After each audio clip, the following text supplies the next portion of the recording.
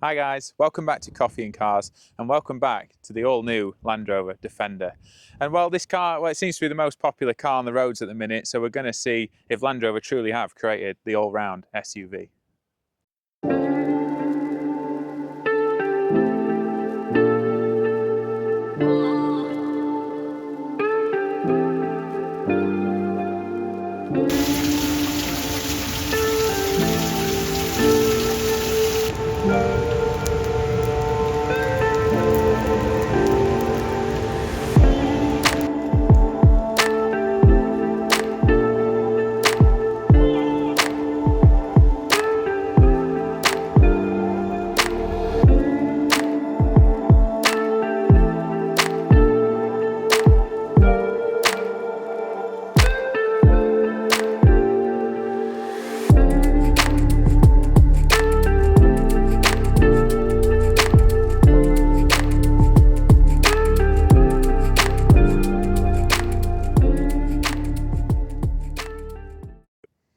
So the first thing I want to talk about is styling.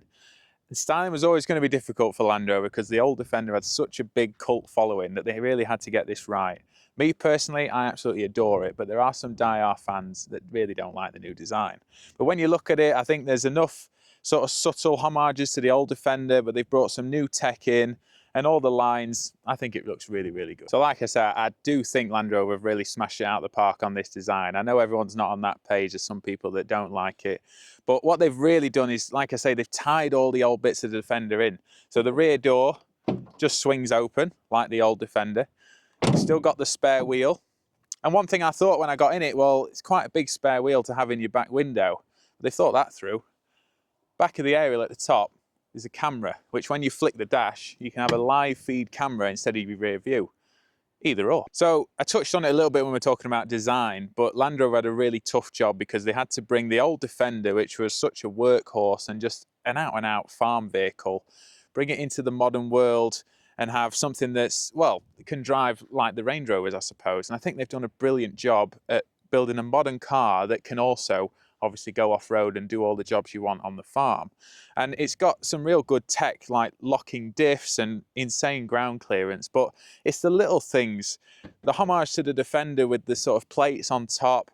Inside you got the Defender logo, but you've also got the shelf that runs the full length of the dashboard, same that was in the old Defender. So when you are out on the farm and you're working, there's place for everything, dog leads, hammers, nails, whatever you want. But it's just a perfect design and a real nice way to tie it in to that old Defender fan base. Another great thing about the Defender is the different spec levels that you can order.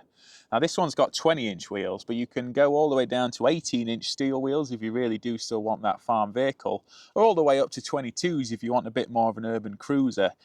And that's what this car does so well. It's so comfortable in all environments that you really can spec it exactly how you want it. So the new Defender, similar to the old model, comes in 3 different sizes. You've got the 90, which is the short wheelbase, the 110, which is the medium wheelbase, and then the 130 with the extra wheelbase at the back. Now, correct me if I'm wrong, but I think the 110 you could option 7 seats. In the 130 you could option 8 seats. So if you really want that sort of nice SUV family sort of people carrier, the 130 is the one you want to go for. So just having a look at the interior design of the car, obviously the biggest thing to update is the 11.4-inch screen. Now, if any of you drove the old Defender, you're lucky if you even had a radio. So that is a huge, huge sort of boost in that sort of department. Little things like the safety bars, the Defender logo, and like I said earlier, this full-length shelf that runs all the way through. Sort of homage to the old Defender, and so handy if you are actually using this as a farm vehicle or even just every day for chucking your phone or keys. It's so handy. And again, storage really is the name of the game in this car. You've got your 2 cup holders, you've got more storage compartments under here, got your chargers, your gear stick, bits and pieces that just makes this car so easy to use day to day. And one little thing that I do like is that the bottom of the whole car is plastic. Obviously normally underneath your carpets would be carpet. So when we're talking about interior as well, obviously these cars are so popular because they're so usable.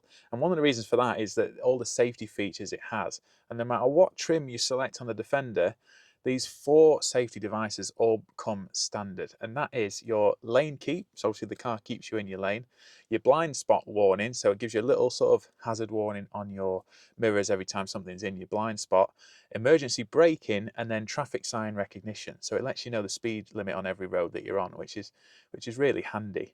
And when you look at reviews, this car's been voted 5 out of 5 by Euro NCAP, so I believe they're sort of the safety standard. And such an XC90 is a car of that sort of standard. But when you look at a Jeep Wrangler, which is sort of like another off-road SUV, that car only gets 1 out of 5. So it just shows how safe and how usable this car is. One last little point I want to make about the interior is just little bits like the exposed rivets on the door. And you've got to remember, it'd be so easy for Land Rover to just literally use a Discovery platform, have it fully leather, and none of these little bits that just really tie the car in and give it that rugged feel, even though it's such a luxury SUV. I think they've done a great job. Okay, so just checking out the infotainment system and the off-road features. One thing to note is that this car is fitted with air suspension, which was about £1,600 extra. But I really do think that that gives you the best of both worlds. Obviously, you can go up and down really easily, especially if you're going into multi-storey car parks or you're going off-road. But also it gives you the nice ride that you want when you're on road, and it really makes it nice and easy to cruise down motorways. And then if you do want to select any of the modes, they're all pretty simple. You know, grass, gravel, snow, mud ruts, sand, and then you've also got rock crawl. And then one last one, if I can get that out of the way, is your wading settings. Try again. So this car wades up to 3 foot, which is pretty impressive. And if you pull up your 4x4 infotainment, it gives you everything you should need to know. So we're on a 3-degree slope vertically. Horizontally, we're pretty flat. And then the wade sensors, as you can see there, max 2'11" height. And it'll tell you if you were in water exactly how high that water is coming up, which is pretty cool if you ask me. Okay, so hopping in, firing it up. Let's take it for a drive and see how it compares to my Range Rover Sport, I suppose. I do need to stop for fuel at some point.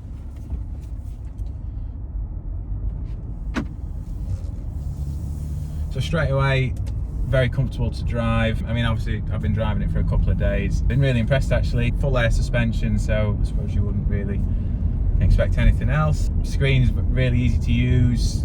All the buttons on the control, on the steering wheel, nice and easy. Just very user friendly really. Plenty of space. That's the biggest thing I realised with this car, is how much space is actually available.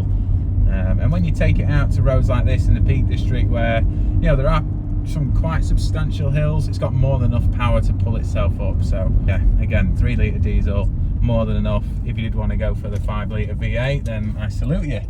I imagine it's a lot of fun, and I imagine it makes a great noise if it's anything like the SVR Range Rover Sports.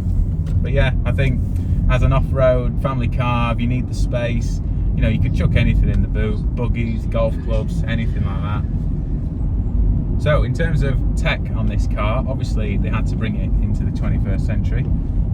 Full 360 cameras, which is really nice, especially when you're on a tight lane. You've got blind spot assistant, you've got lane departure assistant, you've got adaptive cruise, everything really. Everything that you would expect on a brand new Range Rover, they've brought into the Defender, which is really, really nice, because you know, you can have a car which has got character and heritage, but it's also got all the new tech. So I must admit, if I was going to buy a brand new Range Rover, I would certainly want to drive one of these first, because there's definitely more space, and I kind of think there's more character as well.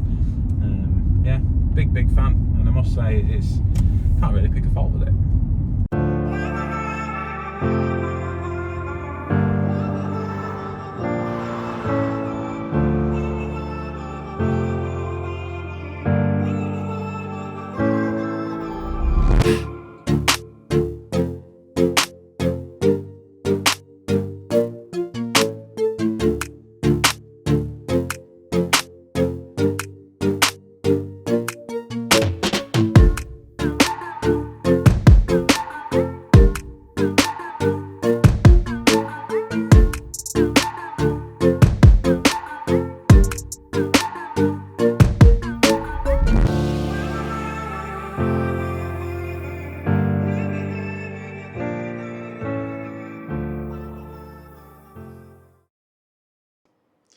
So there you have it, guys. That is the new Defender 110. Now, probably one of the most difficult jobs in modern history that I can remember was taking the old classic, bringing it into the modern day. And I think it's something that Land Rover did really, really well. They took just the right amount of the old Defender, brought it into the 21st century with all the tech and all the features that everyone wanted it to have. And I think if you're a fan of the old Land Rover, the old farm-going vehicle, well, I think that's a thing of the past, because we've got modern cars that can do it all. So if you have liked this video, guys, please give it a like. Consider hitting that subscribe button for plenty more videos. And let me know what you think of the new Defender. Have you got one? Would you have one? Or do you prefer the old one? Thanks for watching. See you on the next one.